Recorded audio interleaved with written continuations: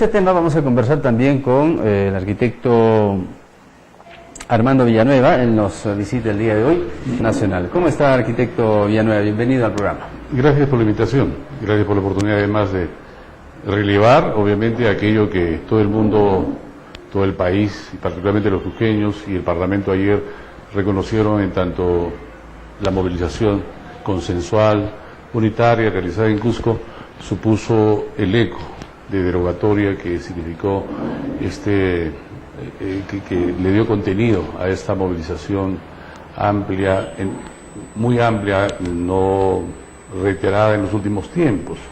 ¿Acaso solo comparable con aquella realizada en el periodo de Alan García, cuando se dieron leyes similares a la 1198, la 29164, 29167, que pretendían más o menos lo mismo para con el patrimonio?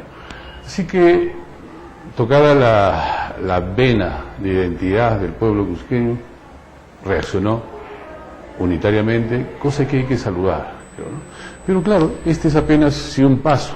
Hay que esperar la autógrafa del presidente de la República, cosa que seguramente se va a dar en los siguientes días porque ha sido revocada por el Parlamento. Acción Popular en el Cusco se pronunció sobre este tema también. Sí, en su momento. Nosotros planteamos dos vertientes. Una, la necesidad de revocar por inconstitucional este decreto legislativo, y porque además excedía las facultades conferidas por el Congreso para que el Ejecutivo legislara en función de para la promoción de las inversiones en el país. Eso por una parte, pero al mismo tiempo mostramos nuestra preocupación por cómo está administrado actualmente todo centro patrimonial en el Cusco: el centro histórico del Cusco, el Valle Sagrado, Machu Picchu, Pisa, Ollantaytambo y el resto. Y hemos expresado una opinión alrededor de la necesidad de que los alcaldes y el gobierno regional puedan ponerse de acuerdo en un plan que nos permita saber que el centro histórico del Cusco, por ejemplo, no se siga degradando. Hay que hacer un plan de recuperación del centro histórico.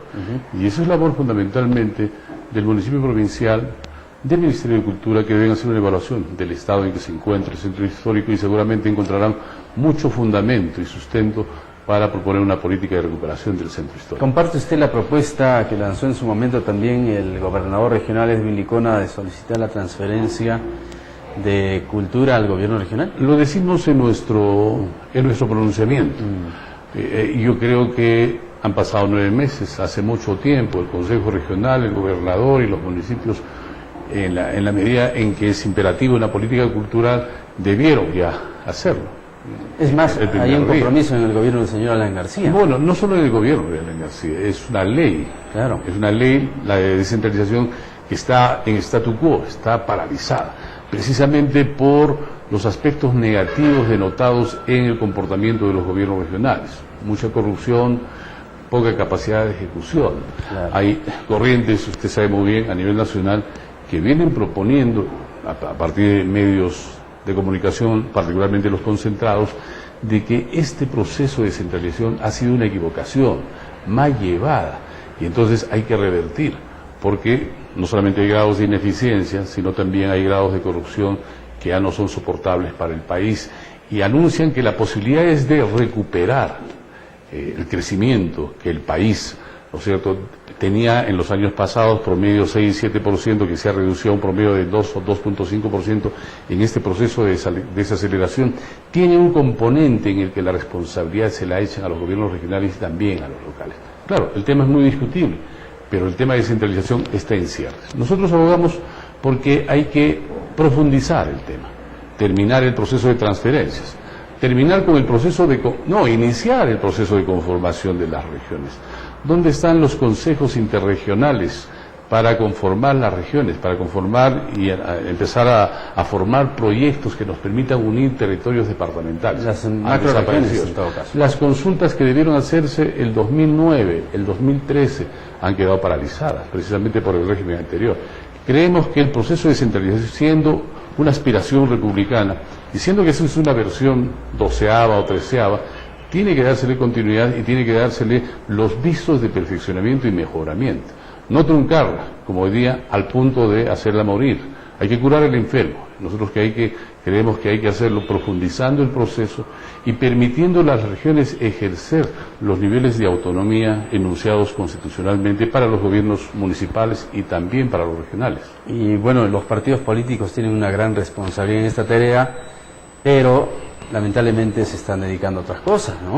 Es cierto, los partidos políticos tenemos que ponerlos a la altura de las circunstancias. Ese es un trabajo que estamos haciendo algunos partidos. Claro, con muy pocos logros en algunos casos, pero es una tarea permanente. Yo me pongo a pensar en Acción Popular, por ejemplo. Tenemos una estructura nacional que tiene que adecuarse para ponerse a tono con las circunstancias que pretendemos para el país. Nosotros promovemos un nivel de descentralización que nos evite este tipo de conflictos, ¿no es cierto?, que anunciados por el secretario general nacional, por ejemplo, terminan generando unos conflictos regionalmente, conflictos que no provienen precisamente del seno, son generados desde Lima, que obedecen a ciertos intereses, a veces a malentendidos respecto de los roles que deben jugar ciertos dirigentes.